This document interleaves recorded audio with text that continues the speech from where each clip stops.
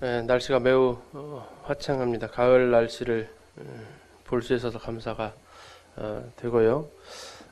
이 맑은 가을 하늘만큼이나 우리들의 마음이 주님을 향해서 이렇게 맑게 개었으면 걱정하시는 것들 또 고민 이런 부분들이 맑게 개인 하늘처럼 참 화창한 날이었으면 좋겠습니다. 오늘은 느헤미야를 통해서 본 교회 회복의 원리 5번째 시간인데요. 이 말씀을 통해서 오늘 같이 교제하도록 하겠습니다. 우리 4번에 걸쳐서 느헤미야를 좀 살펴보았습니다. 첫 번째 1장 1절에서 4절까지를 통해서 느헤미야가 비록 타국 땅에 있었지만 늘 자신의 고국을 생각하고 있었고 또 자신의 민족들을 생각하면서 그가 그들의 관심을 두고 있었음을 보았습니다. 그러다가 교회 형편을 들었을 때에 그는 정말 고통당하고 있는 그들의 소식에 함께 눈물을 흘릴 수밖에 없었고 함께 고통을 나누는 것을 보면서 그러나 그가 고통 가운데 머물러 있던 것이 아니라 이제 그가 하나님 앞에 기도함으로 이 문제를 해결해 나가는 그런 출발을 하는 것을 같이 이렇게 보았습니다. 그러면서 이제 우리도 항상 우리의 마음 가운데 하나님의 교회에 대한 관심과 또 주변 성도들에 대한 그런 관심을 우리가 가져야 될 것을 생각하면서 우리가 또 특별히 기린노 교회에 몸담고 있기 때문에 기린노 교회를 위한 기도를 우리가 또 해야 될 것을 같이 말씀을 드렸습니다.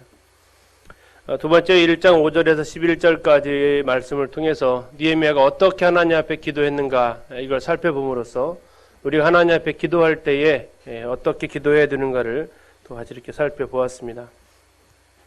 우리의 기도 가운데 첫 번째가 바로 하나님을 기억하고 이 기도를 들으신 하나님이 어떠하신 분인지를 찬양하는 기도의 대상이 하나님이시기 때문에 여기에 대해서 우리가 먼저 분명하게 그분에 대해서 알아야 하기 때문에 그분의 어떠하심을 먼저 찬양하는 것을 살펴보았고 두 번째 그는 기도의 가장 큰 장애물이었던 이 죄를 하나님 앞에 자백을 하는데 예루살렘 성전이 회파되어지고 이렇게 자신들이 포로로 끌려온 어쩌면 포로로 끌려온 것이 느헤미야 태어나기 이전이기 때문에 느헤미야에게 있어서는 포로로 끌려온 것 자체가 자기의 어떤 잘못을 인정하기에는 참 억울하죠.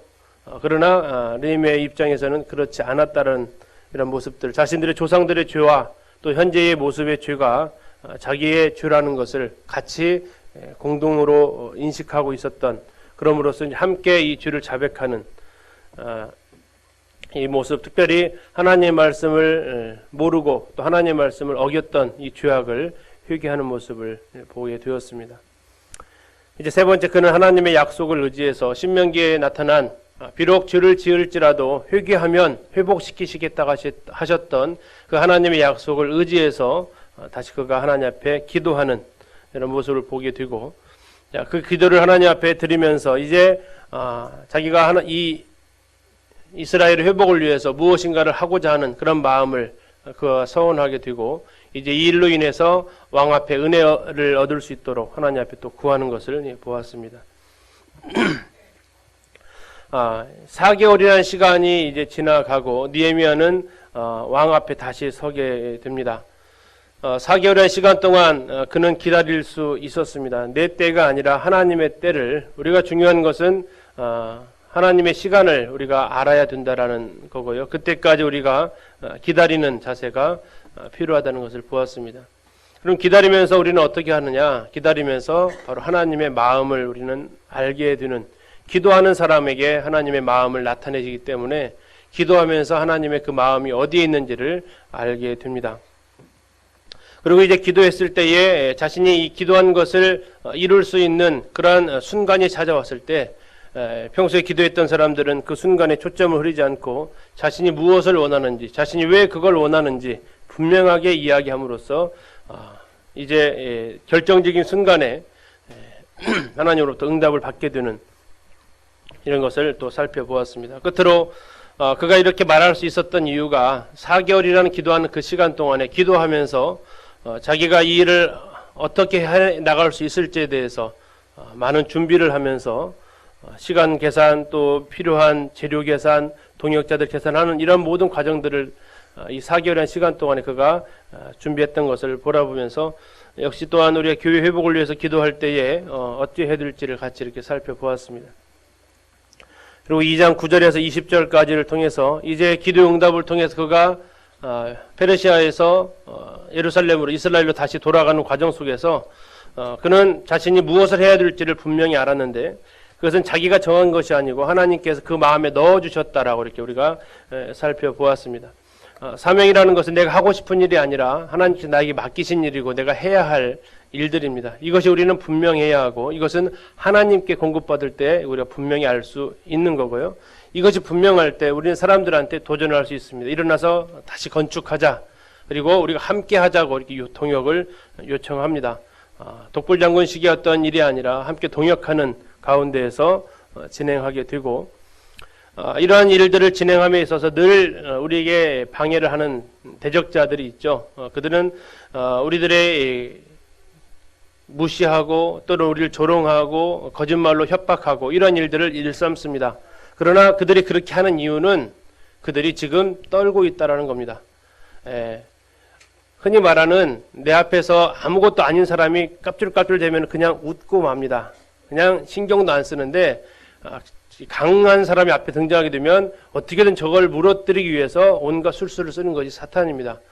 사탄은 우리의 등장에 긴장하고 있습니다. 기도하는 사람에 긴장하고 있습니다. 우리가 기도할 때에 그들은 가진 모략으로 우리를 무너뜨리려는 시도를 하게 됩니다. 그때 이제 느헤미야는 분명하게 얘기를 하죠. 하나님께서 이 일을 시키셨고 하나님의 종인 우리가 이 일을 완성할 것이고 너희들은 여기 아무 분깃도 없다라고 단호하게 이야기를 합니다. 그러면서 그는 하나님께서 마음에 주셨던 것들을 상당히 신중하게 이것을 살피는 것을 우리가 보았습니다. 예루살렘 도착한 지 사흘 만에 밤에 몇 명의 수행원들과 함께 성벽이 얼마나 무너졌는지를 살펴보고 또 그런 가운데에서 말하기 전에 행동하고 행동을 탐색하는 이런 신중한 모습 가운데 하나님께 자신에게 맡기신 이 일들을 감당해내는 것을 이렇게 보았습니다. 자, 오늘은 이제 3장을 통해서 더 살펴보고자 합니다. 오늘의 제목은 이제 동역을 통한 교회 회복의 실제가 되는데요. 우리 성도님들 성경 읽을 때 제일 재미없고 잠오고 힘든 부분이 어디세요? 제일 먼저 떠오르시는 것이 아마 마태복음 1장 족보 이야기 나올 때 낳고 또 어디가 또 힘드세요? 성경 읽어보시면 아시겠지만 역대상 1장에서 한 8장까지 숱한 이름들이 계속해서 나오는 뭐 그런 장면이라든지 또 어디 기억나세요? 로마서 8장이요? 재미없는 부분. 또 어디 기억나세요? 뭐 에스라서 한 2장 뭐 보시면 뭔 사람들의 이름만 잔뜩 이렇게 써놨는가 뭐 이런 싶을 때가 있습니다. 오늘 읽으실 본문이 좀 그래요. 누구 말해도 재미가 되게 없어요. 그런데요, 알고 읽으면요 흥분돼요. 오늘 느헤미야 3장을 읽으실 텐데요, 미리 예방주사를 놓습니다. 아우 지루해. 사람 이름에 맨 그 다음에 막 이런 단어만 나오는데, 근데 알고 읽으면 상당히 흥분됩니다.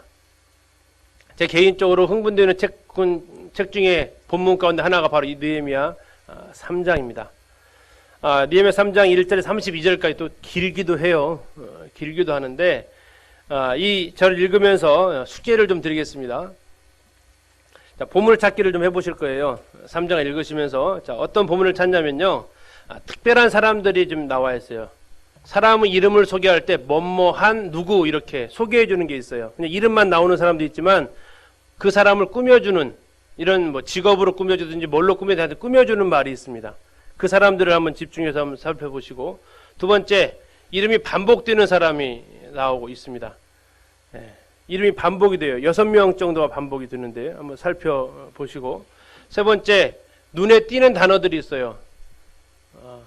눈에 띄는 단어들 읽어보시면 그런 단어들 계속 반복되는 것 같은데 뭐 하나씩 이렇게 툭툭 튀는, 보물찾기가 그 점이 아닙니까? 다 아무것도 없는 것 같은데 하나씩 툭툭 있는 그런 모습.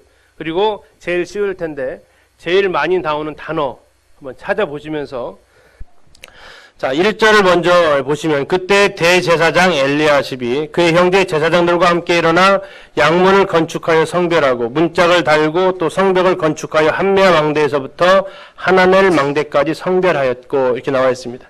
자 빨간색으로 뭐가 써 있습니까? 대제사장 엘리야십. 자 동역을 통한 교회 회복의 실제 첫 번째 키워드는 뭘까요? 첫 번째 키워드는 바로 인도자들의 모범에서 동역은 회복은 시작이 된다라는 것입니다. 제일 처음에 3장 1절에 제일 먼저 언급된 사람은 대제사장 엘리야십이었습니다. 우리 2장 18절을 잠시 가서 한번 보시면 바로 앞에 있습니다. 2장 18절 보시면 백성들이 이렇게 얘기합니다. 그들의 중간에 그들의 말이 뭐 하자겠습니까? 일어나 건축하자 했어요. 그들의 말이 일어나 건축하자 했습니다. 자 그러면 누가 제일 먼저 일어났어요? 네, 3장 1절에 보니까 그때에 일어나 건축하자 말을 나오니까 그때 제일 먼저 일어난 사람이 대제사장 엘리야십이 먼저 일어납니다. 그리고 그의 형제 제사장들과 뒤에 보면 함께 일어났다고 얘기하고 있습니다. 2장 18절에서 자, 우리가 이 성벽을 건축하자, 일어나서 건축하자 했을 때 제일 먼저 자리를 박차고 일어난 사람은 대제사장 엘리야십이었다고 성경은 기록하고 있습니다. 대제사장 엘리야십은 뭐 느끼실 수 있는 것처럼 이스라엘 영적인 지도자입니다. 이스라엘의 영적인 최고의 위치에 있었던 총 책임을 맡고 있었던 사람이 바로 대제사장 엘리야십입니다. 그는 느헤미야의 이 동역의 요청에 제일 먼저 일어서게 됩니다. 리더십이라는 것은 앞으로 가가 아니라 나를 따르라고 외치는 것입니다. 리더십이라는 것은 내가 먼저 한 발 앞서서 어려움 속으로 뛰어 들어가는 것이 리더십입니다. 사람들을 몰아서 세우는 게 아니라 내가 먼저 한 발 앞장서서 나아가는 것을 성경에서는 리더십이라고 얘기하고 있습니다. 베드로전서 5장 3절에서는 교육 가운데 이렇게 베드로 사도가 노사도가 권면을 합니다. 장로들에게 이야기를 합니다.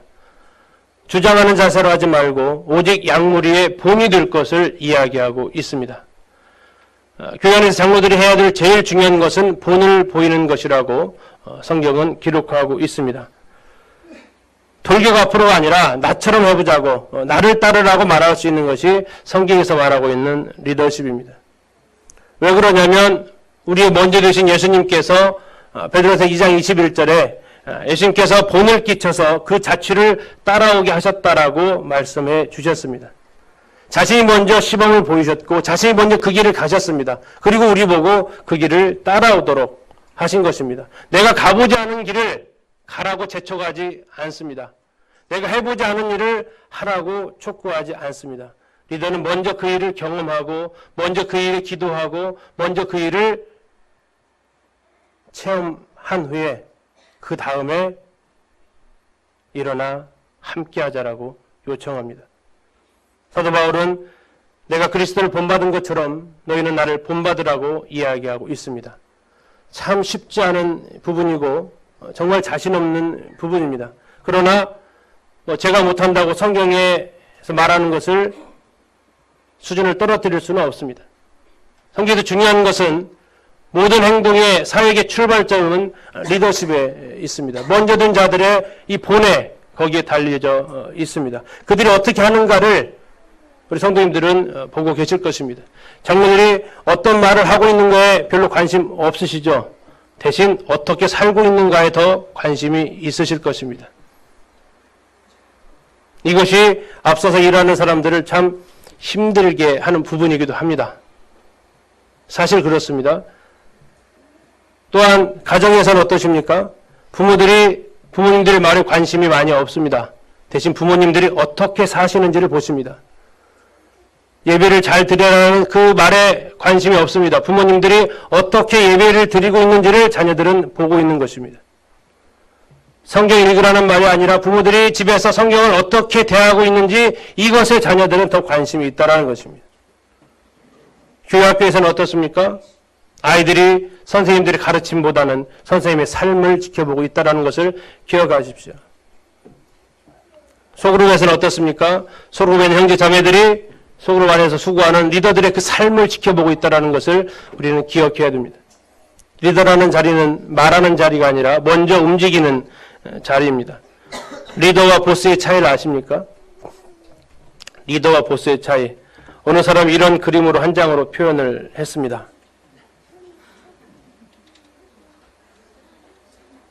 감이 딱 오시나요?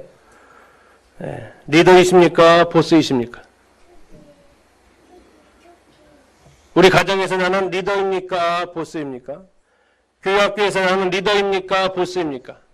교회 안에서 나는 리더입니까? 보스입니까? 성경에서는 하나님께서는 우리에게 본을 보여주신 것이 바로 리더로서의 주님은 본을 보이셨습니다. 리더는 특별한 자리가 아닙니다. 처음에 소그룹 시작할 때 소그룹 인도하신 분들한테 리더라는 말을 붙여줬더니 그분들도 되게 부담스러워하시고 또 성도들도 되게 좀 부담스러워하셨던 것을 기억을 합니다. 왜냐하면 사회에서의 리더라는 그 단어 자체가 지배하고 다스리고 시키고 하는 그런 이미지가 강하게 뿌리박혀 있기 때문에 그렇습니다. 대한민국의 리더들이 그러한 위치를 점하고 있기 때문에 우리는 그 단어 자체가 교회 안에 쓰여지는 것이 마음에 부담이 있었습니다. 그러나 성경에서 말하고는 리더들, 성경에서 말하는 한글로 번역하면 인도자들, 이들의 삶의 모습은 지시하는 사람이 아니라 앞에서 먼저 수고하고 나아가는 사람입니다. 예루살렘 성벽의 건축이 52일 만에 완성될 수 있었던 가장 큰 스타트는 대제사장들이 일어났던 것에서 시작이 되었습니다. 앞서 일어난 일꾼들의 그 사역이, 그 삶이 이 공동체를 세우는, 교회를 세우는 가장 큰 첫 걸음이 되는 것입니다. 자, 두 번째 원리를 또한 1절에서 보시면요. 자, 이번에는 빨간색 글씨로 된 부분 누가 눈에 띄십니까? 네, 형제 제사장들이 나옵니다. 형제 제사장들. 그 형제 제사장들이 함께 일어났다라고 얘기했습니다. 대제사장이 야 일어나서 우리 건축하자 했을 때 그 함께 있었던 제사장들은 한번 해보십시오. 되는 거 보고 우리가 따라하겠습니다가 아니라 대제사장이 그 요청에 좋습니다. 함께 하겠습니다 하고 그들은 함께 일어났습니다. 다음에 22절 아까 읽으셨던 본문을 보시면 22절에서는 평지에 사는 제사장들은 이 일 말고도 또 하나 건축을 하게 되었고요. 28절에서 보니까 마문 위로부터는 제사장들이 또 자기 집 앞에 대한 부분을 중수하고 있는 모습을 보게 됩니다. 자, 두 번째 동역을 통한 교회 회복은 동역자들의 협력에서 우리는 찾을 수 있습니다. 동역자들의 그 파트너십이 앞선 리더십을 세워주는, 리더십의 힘을 세워주는 역할을 하게 되는 것을 우리는 생각하게 됩니다. 함께 일하는 제사장들의 그 협력이 있었기에 대제사장의 리더십이 탄력을 받을 수 있었습니다. 대제사장이 함께 일어나 건축하자라는 그 말에 분연히 떨치고 일어났을 때 그와 동역하고 있었던 제사장들이 함께 일어났습니다. 그들이 양문을 건축했다고 하는데 그들은 자신들이 무슨 일을 해야 될지를 알고 그 일을 감당했습니다. 이 양문은 다음에 좀 더 자세히 보겠지만 이 성전에 양을 이 문을 통해서 데리고 들어갔기 때문에 붙여진 이름이 이 양문입니다. 제사장들이 바로 제일 중요하게 생각하는 분이 이 양문이었고 그래서 그들은 그 양문을 건축했다라고 이야기하고 있습니다. 또한 그들은 망대도 건축했다라고 이야기하고 있습니다. 이 망대의 역할은 보초병들이 서 있는 곳이죠. 그래서 다른 성벽보다 더 높이 짓고 더 튼튼하게 지어 올려야 되는 것입니다. 성벽 공사는 벽돌을 쭉 쌓아나가면 되지만 이 망대를 지을 때는 훨씬 더 많은 손길이 가는 곳인데 이곳을 누가 했냐면 제사장들이 이 일을 감당했다라고 얘기하고 있습니다. 또한 이 제사장들 이 일만 한 것뿐만 아니라 평지에 사는 제사장들은 중수하는 일을 했고 마문 이후부터는 또 제사장들이 자기 집과 마주대한 부분을 또 중수했습니다. 이 제사장들은 함께 하는 사역 플러스 자기 사역을 감당해야 하는 이러한 이중의 감당을 하는 사람들이었습니다. 교회 안에서 이렇게 두 배로 수고하시는 분들이 계십니다. 함께 동역하는 일들을 하면서 또 혼자서 자기에 맡겨진 부분들을 감당해내는 이러한 형제님들이 또 자매님들이 계십니다. 또 어쩌면 이 동역자들의 이 협력은 소그룹 내에 있는 그 브리더들의 모습일 수도 있고요. 또 교회 안에서 집사들의 모습일 수도 있습니다. 또 교회 학교에서의 교사들의 모습일 수 있고 가정에서의 아빠가 리더십이라면 엄마가 바로 이 파트너십으로 함께 협력할 수 있습니다. 중요한 것은 이 리더십은 힘을 받을 수 있는데 어떨 때 힘을 받을 수 있냐면 파트너십이 갖춰질 때 힘을 받을 수 있습니다. 리더란 어떤 사람 리더입니까? 따르는 사람이 있는 사람이 리더입니다. 나는 리더야 라고 하는 사람 리더가 아니고 그를 따르고 있는 사람이 있을 때 그를 리더라고 부르는 것입니다. 아무도 따르는 사람이 있는데 나는 리더야 하는 사람은 리더가 아니죠. 자, 리더는 누가 세워주냐면 바로 옆에서 함께 동역해주는 대제사장을 동역해줬던 제사장들이 대제사장 리더십을 세워줬던 것처럼 교회 안에서의 장로들의 리더십은 함께 동역하는 집사들이 세워주는 것이고 소그룹에서 리더들의 리더십은 부리더들이 세워주는 것이고 교회 학교에서 교사들이 바로 부장교사들의 리더십을 세워주는 것입니다. 가정에서는 우리 엄마들이 아내들이 남편의 리더십을 세워줘야 하는 것입니다. 이럴 때 회복은 시작이 되어질 수 있습니다. 제일 회복이 가로막는 이유는 이들끼리 서로 다툴 때입니다. 장로와 집사들의 사이가 좋지 않다. 리더와 브리더가 서로 마음이 불편하다. 아빠와 엄마 사이가 안 좋다. 이것은 이미 깨어져 가기 시작하는 공동체의 모습입니다. 하나님의 교회, 기준력 교회 안에서의 이 리더십이 세워지고 그 리더십을 지탱해주는 파트너십이 함께 떠받쳐주고 있을 때 이 공동체는 튼튼하게 나아갈 수 있습니다. 대제사장 엘리야십이 먼저 일어났습니다. 그리고 그의 요청에 제사장들이 함께 일어났습니다. 그럼으로써 이제 이 성벽 건축이 스타트가 되는 것입니다. 자, 세 번째 원리를 보도록 하겠습니다. 2절에 보시면 그 다음은 여리고 사람들이 건축하였고 또 그 다음은 이므리 아들 삭굴이 건축하였으며 이제부터 수많은 이름들이 쭉 나오기 시작을 합니다. 그렇죠? 네, 많은 이름들이 거기에서 이제 등장을 하게 되는데 여기에서 이제 세 가지 원리를 좀 더 뽑아보게 되었습니다. 자, 여기 보면 많은 사람들의 이름이 나오는데 혹시 몇 명인지 세어보셨어요? 네, 못 세어보셨죠? 어쩌면 셀 수도 없습니다. 뭐 아들들 이렇게 했기 때문에 몇 명인지 잘 모르겠고 마을 사람들 했기 때문에 몇 명인지 모릅니다. 그럼 어쨌든 이 많은 사람들이 이제 이 건축 사역에 동역을 하게 되는데요. 자, 그 다음은 여리고 사람이 건축했다라고 얘기하고 있습니다. 예루살렘과 여리고 가까울까요? 멀까요? 예루살렘과 여리고 거리가 어떻게 될 것 같아요? 네, 한참 멉니다. 상당히 먼 거리를 내려가야만 예루살렘에서 내려가야 돼요. 예루살렘은 평균 해발 800m 위에 있습니다. 여리고 평균 해발 마이너스 200m입니다. 이게 예루살렘에서 여리고까지, 아니 여리고에서 예루살렘까지 올라가면 1000m 산을 등산하는 것과 같습니다. 평지를 가는 게 아니고 1000m를 올라가서 할 수 있는 공사입니다. 자, 그런데 대제사장과 제사장이 건축한 그 다음을 누가 맡았어요? 여리고 사람들이었어요. 근처에서 했으면 좋겠죠. 근데 멀리서 옵니다. 뭐가 좀 느껴지지 않습니까? 예배당에 누가 먼저 와요? 가까운 사람이 먼저 와요? 먼 데 사람이 먼저 와요? 네, 보통 먼 데 사람이 먼저 오죠? 그 다음 건축을 멀리 살고 있는 사람들이 와가지고 건축을 하더라고요. 자, 이것처럼 우리 세 번째 공동체를, 교회를 회복할 수 있는 길은 각자 맡겨진 구역들이 있습니다. 자, 자기에게 맡겨진 이 구역을 책임감을 가지고 여기를 감당하는 사람들, 이 사람들에 의해서 교회 회복은 이루어질 수 있습니다.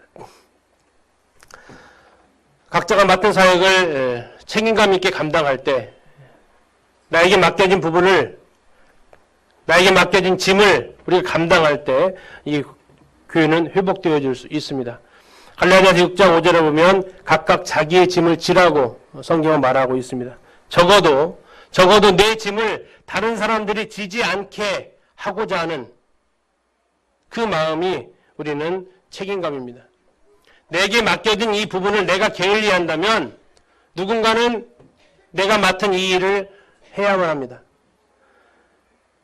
멀리서 찾아온 이 여리고 사람들, 제일 먼저 달려온 사람들입니다.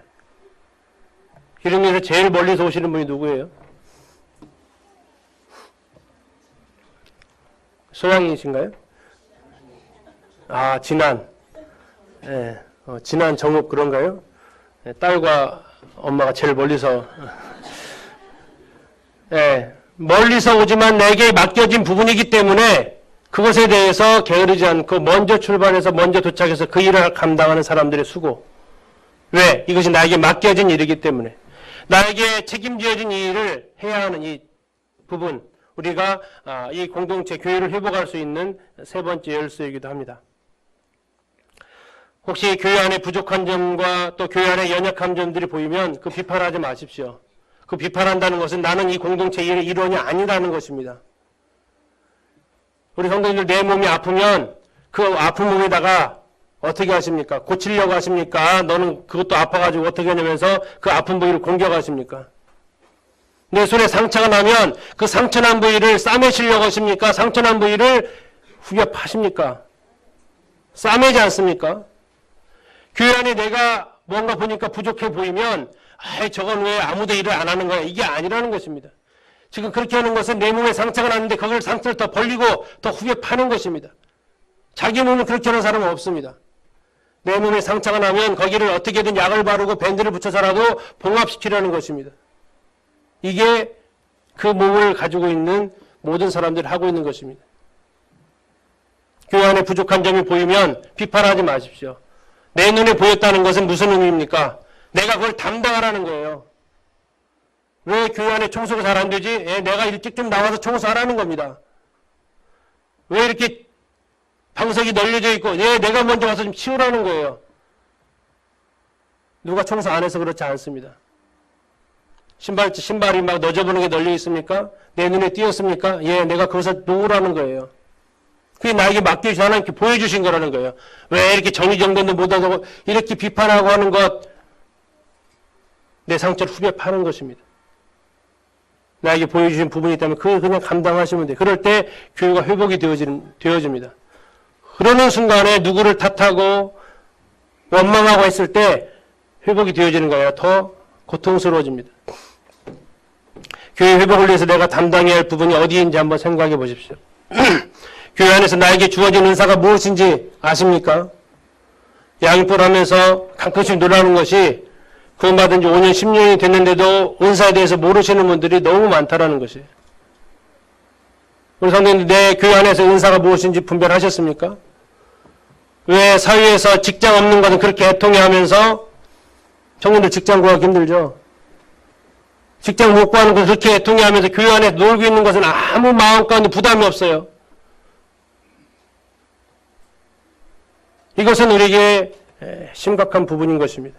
교회 안에서는 각자에 맡겨진 은사가 있습니다. 없는 사람 단 한 명도 없습니다.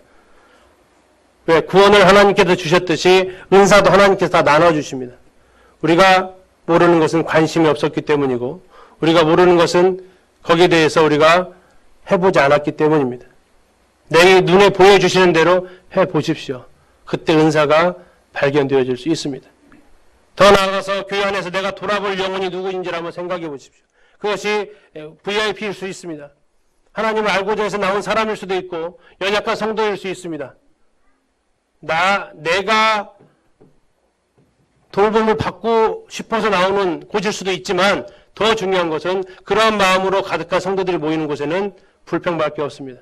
그러나 내가 돌아보고자 할 때 돌아보고 싶은 마음으로 나올 때 교회는 사랑으로 넘치게 됩니다. 교회에 사랑이 없다고 느껴지십니까? 이미 내가 사랑을 받고 싶어서 오기 때문에 그렇습니다. 사랑하고 싶어서 오는 분들은 사랑의 결핍을 모릅니다. 그런데 사랑이 식었다. 내가 사랑하지 않고 있다는 겁니다. 사랑을 받고 싶어하는 그 순간 우리는 사랑의 결핍을 느끼게 되고 그러면서 화살을 교회를 향해서 돌리게 됩니다. 그러나 기억할 것은 교회는 그렇게 해서 세워지지 않습니다. 사랑을 받고 싶은 마음으로 와서 교회가 세워지지 않습니다. 내가 사랑하고자 했을 때 교회가 세워집니다. 흔히 말하는 내 헤어스타일 바뀐 거 안 알아주면 섭섭한가요? 내가 새 옷 입고 왔는데 아무도 그걸 몰라주면 서운한가요? 작년에 산 옷을 입고 왔는데 새 옷 샀네 하면 혹시 서운하신가요? 그것이 아니라 내가 이제 먼저 좀 알아주는 것입니다. 관심 가져주시고 건강한 교회는 노는 사람이 없는 교회입니다. 건강한 교회는 모두가 각자 하나님께서 맡겨주신 그 일을 감당하는 것입니다. 기름역 교회가 회복되어지기를 원하십니까? 기름역 교회가 하나님 안에서 건강한 교회가 되기를 원하십니까? 그러면 우리의 각 부분이 건강해야 합니다. 내가 혹시 아파 있다면 기름역 교회 전체가 환자입니다. 우리 양호 선생님이 다리 다쳤잖아요. 환자죠. 왜요? 다른 데는 다 건강하거든요. 어디만 다쳤어요? 발목 인대만 다쳤어요. 그래도 환자예요. 교회 안에 모든 성도들이 다 건강한데 내가 병에 걸렸다. 기름역 교회가 환자인 것입니다. 우리는 각 개인의 신앙이 하나님 앞에 바로 설 때 건강한 교회로 나아갈 수 있습니다. 나에게 맡겨진 일들을 감당하고 있을 때 하나님께 나에게 맡겨주신 부분을 우리가 수고하고 있을 때 교회는 건강해질 수 있습니다. 자, 이제 제일 많이 나왔던 단어가 나왔습니다. 뭐죠? 네, 그 다음. 몇 번 나오고 세보셨어요? 예. 31번 나왔습니다. 자, 이 그 다음이라는 단어를 묵상하면서, 이 회복은 연합을 통해서 이루어진다는 것입니다. 각각의 성도들이 튼튼해요. 근데 문제는 이 각각의 튼튼한 성도들끼리 연합되어지지 않으면 그 공동체는 금방 무너지게 되어 있습니다. 오히려 다투게 됩니다. 그래서 성경은 말하고 있습니다. 그 다음은 쌓고 그 다음은 쌓고. 그럼 벽들이 쌓아보셨죠? 어떻게 쌓아집니까? 이따 한번 보여드릴게요. 그 두 개 중에서 미리 좀 볼까요? 혹시 이렇게 쌓는 벽들 보셨어요? 별로 부담을 안 느끼시는 것 같아요. 이거 좀 더 올라가면 어떨 것 같아요, 느낌이? 왠지 편안해 보이십니까? 왜 불안해 보이죠? 네. 네, 각자 자기 마이웨이를 가고 있어요, 지금. 그죠? 각자 그냥 자기 위에만 계속 쌓아 올라가 각자 마이웨이를 가고 있어요. 네, 이 벽돌 그림 찾기가 되게 힘들었습니다. 각자 마이웨이를 가고 있어요. 처음에는 괜찮아요. 가는 것 같아요. 더 올라가면요. 이게 이제 불안해지는 거예요. 언제 넘어질지 모르는 게. 그러나 이 사진은 우리에게 어떤 마음을 줍니까? 안정감을 줘요. 왜 이게 안정되어 보입니까? 그렇죠. 서로 이어져 있다는 얘기예요. 서로 맞물려서 있다는 얘기예요. 이게 만약 한 줄로 세워졌다면 저 집 앞에 지나갈 때 참 걱정됩니다. 바람 부는 날을 더 걱정됩니다. 예. 아무 일 없을 때는 괜찮죠. 예. 그런데 바람이 불거나 비가 치면 이런 집은 불안합니다. 이것은 우리에게 뭘 말해주고 있습니까? 이 연합이라는 것은 서로 연결되어진다라고 성경은 말하고 있습니다. 우리 각각의 성도들이 연결되어집니다. 에베소 2장 21절에 이렇게 말씀하고 있습니다. 서로 연결하여 주 안에서 성정이 되어간다. 에베소 4장 16절에서는 온몸이 머리로 말미암아 서로 연결이 되고 결합되어진다라고 얘기하고 있습니다. 성경은 독불장군을 말하고 있지 않습니다. 우리가 서로 연합되어져야 될 것을 말하고 있습니다. 갈라디아서 6장 1절과 5절을 보면 6장 5절에서는 각각 자기의 짐을 지라고 말한 반면 6장 1절에서는 서로 짐을 지라고 얘기하고 있습니다. 각자 자기의 짐을 지면서 서로의 짐을 져주는 이게 바로 연합이고 연결되어진 모습입니다. 신앙은 홀로 달리기입니다. 주님과 개인적인 관계입니다. 마라톤이라고도 합니다. 그러나 기억할 것은 성경은 또한 신앙을 이어달리기라고 말하고 있습니다. 디모데에게 부탁하기를 이것을 충성된 사람에게 가르쳐라. 그러면 그 사람이 또 다른 사람을 가르칠 수 있을 것이다라고. 세대 간에 단절이 없는, 지금 세대와 다음 세대가 단절이 없는 계속해서 연결되어지는 이어달리기 모습을 말하고 있습니다. 또한 다음 세대의 연결뿐만 아니라 성경에서 전도서 4장 12절에서는 삼겹줄은 끊어지지 않는다라고. 한 사람이면 패하고 두 사람이면 능히 당할 수 있겠으나 삼겹줄은 끊어지지 않는다라고. 우리끼리 또한 연합을 말해주고 있는 것입니다. 이 교회는 한 세대에만 있어서는 되지 않습니다. 우리 자녀들의 세대, 그리고 그 자녀들 그 다음 세대에 이르기까지 우리는 주님이 오시지 않는 한 이 아름다운 교회의 모습을 이어줘야 됩니다. 이게 우리의 책임이고, 기독교회가 지금 30여 년의 역사가 아니라 더 나아가서 300여 년의 역사가 이르기까지 남아있는 이 교회의 모습이 되어지기를 소원합니다. 이게 바로 이어달리기입니다. 나에게 맡겨진 경주를 완주하면서 그 바톤을 또 다음 세대에게 넘겨주면서 내가 이 가르친 것을 또 가르치고 그들이 또 가르치면서 연결되어지는 연합. 아울러서 나 혼자의 홀로서기, 로마서 14장 22절에 각자의 믿음을 가지고 있어야 되는 그 믿음과 아울러서 세겹줄로서의 연합되어진 그 믿음, 그러므로서 우리가 넘어진 자를 일으켜 세워줄 수 있는 그 연합, 이것이 바로 우리를 튼튼하게 세워져 가게 됩니다. 서로 맞물려 있는 것의 장점은 무엇입니까? 한쪽이 넘어지려고 할 때 지탱을 해주는 힘을 가지고 있다는 것입니다. 이게 바로 연합입니다. 각각의 재료가 튼튼해야 됩니다. 튼튼한 집은. 그리고 각각의 재료가 튼튼하면서 각각의 재료가 어울려 있어야 됩니다. 서로 지탱해주고 있어야만이 그것이 튼튼한 집을 갖출 수 있는 모델이 되는 것입니다. 성도님들에게 있어서 중요한 부분 중에 하나가 우리들의 개인의 신앙이 하나님 앞에 바로 서 있는 것이 굉장히 중요합니다. 연합이 되어져 있는데 그 중에 흔히 말하는 부실부실한 돌이 끼어 있다. 어떻게 될 것 같아요? 튼튼한 벽돌 가운데 부실부실한 벽돌이 군데군데 박혀 있다. 그 담장 어떨 것 같아요? 네, 무너집니다. 그 담장은 무너집니다. 어쩌면 연합되어져 있어서 더 잘 무너질 수 있습니다. 그게 공동체가 가지고 있는 특이한 점이에요.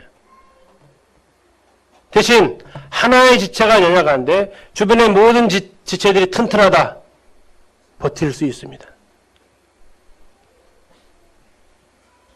우리 각각의 개인이 주님과의 올바른 관계가 형성되어지고 그런 가운데에서 우리가 교회 안에 서로 연합되어질 때 하나님의 교회는 튼튼해질 수 있습니다.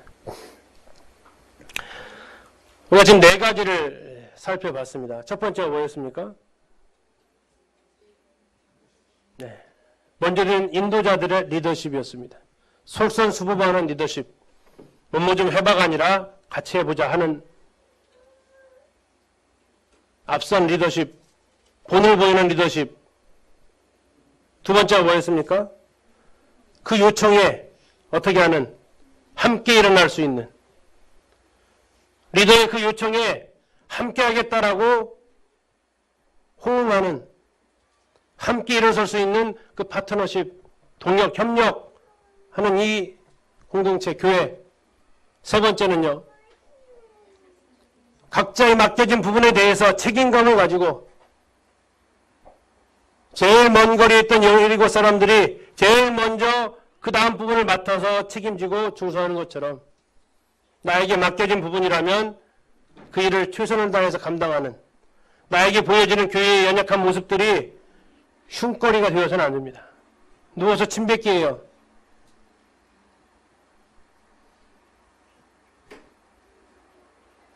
제가 인도원의 박망현님을 좋아하는 이유 중에 한 개가 뭐냐면 밖에 나와서 절대 인도원 교회 흠을 얘기하지 않아요. 근데 제가 가봤잖아요. 네, 인도원 교회 가봤거든요. 그 뒤는 얘기 않겠습니다. 근데 나와서는 흠을 얘기하지 않아요. 자랑만 해요. 우리 성도님들 어떠십니까? 기름는 교회 자랑하고 다니십니까? 아이, 교회가 말이야, 이게 이러고 다니십니까?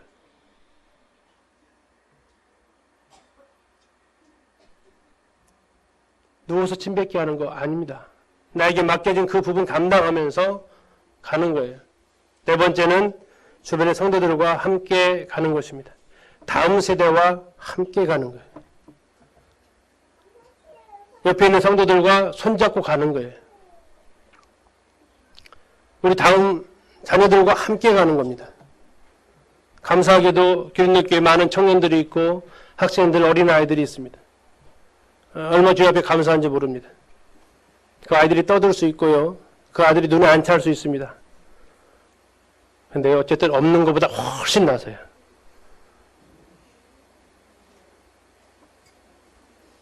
소가 없으면 구유는 깨끗하지만 소로 인해 얻는 것이 없다라고 말씀하고 있습니다. 눈에 안 찰 수 있어요. 그래도 그들이 있기 때문에 우리 다음이 있는 것입니다. 우리 소망이 있고 미래가 있는 것입니다. 연합해서 가야 됩니다. 독불장군식으로 혼자 달려가는 거 아닙니다. 성도들과 연합, 다음 세대와 연합이 이 교회를 더 튼튼하게 만들어갈 것입니다. 이제 5번째를 가야 되는데 시간이 다 됐습니다.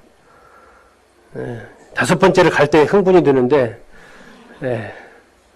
5번째를 못 갈 것 같아요. 내용이 상당히 많은데요. 아까 했던 그 사람들을 다 끄집어 내야 됩니다. 그 단어들을 다시 한번 생각해 봐야 되고요. 그래서 주어진 시간이 다 되었기 때문에 그 부분은 다음 시간에 좀 살펴보도록 하겠습니다. 오늘 동역을 통한 교회 회복의 실제 4가지 모았습니다. 첫 번째가 인도자들의 모범, 리더십. 두 번째가 인도자들의 협력, 파트너십. 세 번째가 각 사람들의 책임감. 네 번째가 주변 성도들과 다음 세대와의 연합. 마지막이 궁금하시죠? 드라마 끝날 때 예고해 주는 것처럼 예고하겠습니다. 5번째는 모든 성도의 참여입니다. 10개의 부류의 사람들이 등장합니다. 그리고 마이너스 알파가 한 명 있습니다. 플러스 알파면 좋은데 마이너스 알파가 있는데 이거 해당되지 않기를 소원하고요. 그래서 다음 시간에는 바로 이 부분에 대해서 같이 이렇게 살펴보도록 하겠습니다. 감사합니다.